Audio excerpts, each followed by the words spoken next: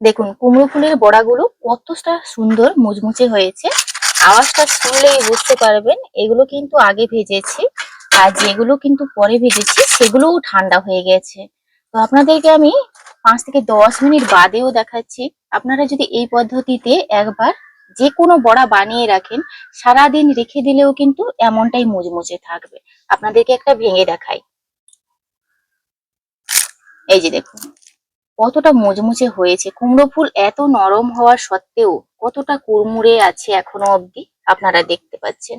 সারাদিন রেখে দিলেও এমন ভাবেই মুচমুচে থাকবে।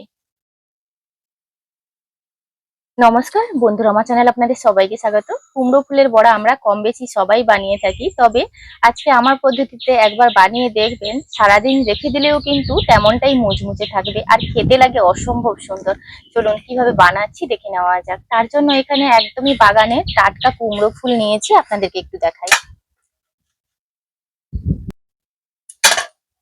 দেখুন কুমড়ো ফুলগুলো একদমই টাটকা, আর আমি গোড়াটা কেটে কিন্তু খুব ভালোভাবে ধুয়ে নিয়েছি।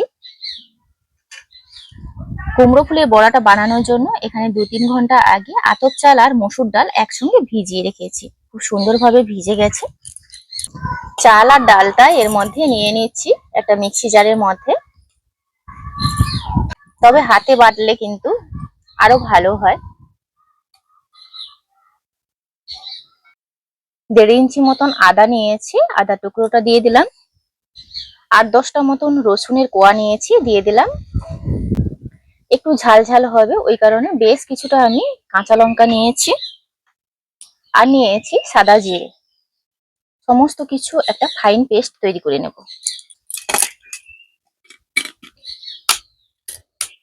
সমস্ত কিছু খুব সুন্দর একটা পেস্ট তৈরি করে নিয়েছি। ব্যাটারের ঘনত্বটা ঠিক এইভাবেই রাখতে হবে। সামান্য একটু জল লেগেছে, জল দিয়েছি। এবার এর মধ্যে বাকি উপকরণগুলো দিয়ে দিচ্ছি। 1 টিস্পুন কালো জিরে নিয়েছি, পরিমাণ অনুযায়ী হলুদ, পরিমাণ অনুযায়ী লবণ। চাল দেওয়ার কারণে মুচমুচে হবে, আর এখানে 1 চামচ আমি এখানে কর্নফ্লাওয়ার ব্যবহার করছি। এতে করে দীর্ঘক্ষণ কিন্তু এটা মুচমুচে থাকবে। সমস্ত কিছু খুব ভালোভাবে মিশিয়ে নেব।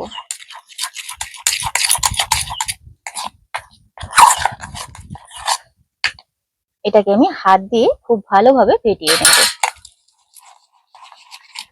যত ভালোভাবে ফেটানো হবে তত কিন্তু মুচমুচে হবে। এতে কোনো রকম বেকিং পাউডার, খাবার সোডা কোনো কিছুর প্রয়োজন নেই। এবার একটা কড়াই বসিয়ে দিয়েছি, খুবই অল্প পরিমাণে 1 চামচ মতন তেল দিয়ে দিলাম। তেলটাকে খুব ভালোভাবে গরম করে নেব। তেলটাকে মোটামুটি একটু গরম করে নিয়েছি। এই গরম তেলটা এই ব্যাটারের মধ্যে দিয়ে দেব, দিয়ে খুব ভালোভাবে ফেটিয়ে নেব। এই 3টে জিনিস আপনারা একটু খেয়াল করলে, প্রথমত হলো আতপ চাল, দ্বিতীয়ত হলো কর্নফ্লাওয়ার, আর তৃতীয়ত হলো এই গরম তেল। এই 3টে জিনিস করলে কিন্তু সে যে কোনো জিনিস, বেগুনি বলুন বা যে কোনো বড়া ক্ষেত্রে, সারাদিন রেখে দিলেও খুব সুন্দরভাবে মুচমুচে থাকবে। এবার এটাকে খুব ভালোভাবে ফেটিয়ে নিচ্ছি। কড়াইতে তেল দিয়ে দিচ্ছি। ব্যাটারটা কিন্তু পুরোপুরি তৈরি। এই যে দেখুন ব্যাটারের ঘনত্বটা ঠিক এইভাবেই থাকবে। তেলটা গরম হয়ে গেছে, একটা একটা কুমড়ো ফুল নেব।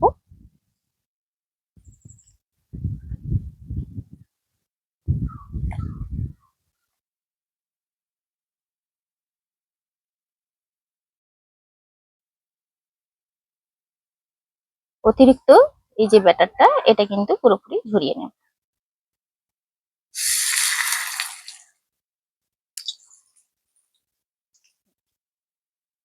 আবার ওটা নিয়ে নিয়েছি।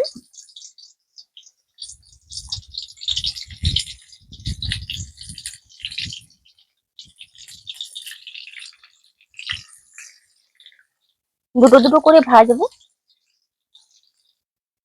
জালটাকে মিডিয়ামে রেখে এগুলো ভেজে নেব।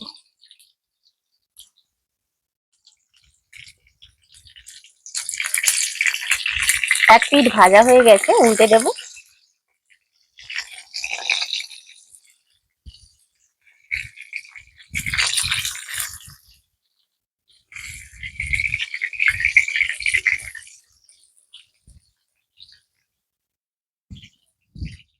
মিডিয়াম জাল দিয়ে এগুলো কিন্তু লাল লাল করে ভেজে নিয়েছি, তুলে নেব।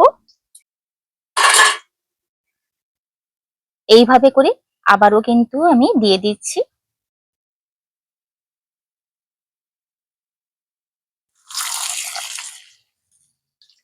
তেলটা কমে এসছে, ওই কারণে আমি একটা একটা করে ভেজে নিচ্ছি।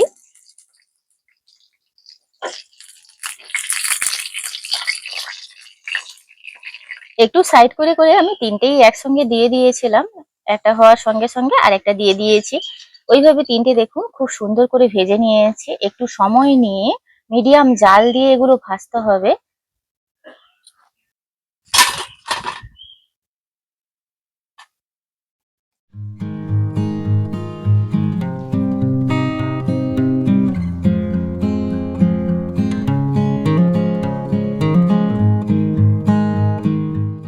দেখুন কুমড়ো ফুলের বড়াগুলো কতটা সুন্দর মুচমুচে হয়েছে, আওয়াজটা শুনলেই বুঝতে পারবেন এগুলো কিন্তু আগে ভেজেছি, আর যেগুলো কিন্তু পরে ভেজেছি সেগুলোও ঠান্ডা হয়ে গেছে। তো আপনাদেরকে আমি 5 থেকে 10 মিনিট বাদেও দেখাচ্ছি। আপনারা যদি এই পদ্ধতিতে একবার যে কোনো বড়া বানিয়ে রাখেন, সারাদিন রেখে দিলেও কিন্তু এমনটাই মুচমুচে থাকবে। আপনাদেরকে একটা ভেঙে দেখাই। এই যে দেখুন কতটা মুচমুচে হয়েছে। কুমড়ো ফুল এত নরম হওয়া সত্ত্বেও কতটা কুড়মুড়ে আছে এখনো অবধি, আপনারা দেখতে পাচ্ছেন। সারাদিন রেখে দিলেও এমন ভাবেই মুচমুচে থাকবে। আপনারা যে কোনো বড়া কিন্তু এইভাবে বানিয়ে সারাদিন রেখে দিলেও এইভাবে কিন্তু কুড়মুড়ে থাকবে। আজকের ভিডিওটি এখানেই শেষ করছি, দেখা হচ্ছে পরবর্তী একটা নতুন পর্বে। ভিডিওটি ভালো লাগলে লাইক শেয়ার কমেন্ট করবেন। আপনারা সবাই ভালো থাকবেন, সুস্থ থাকবেন, সাবধানে থাকবেন।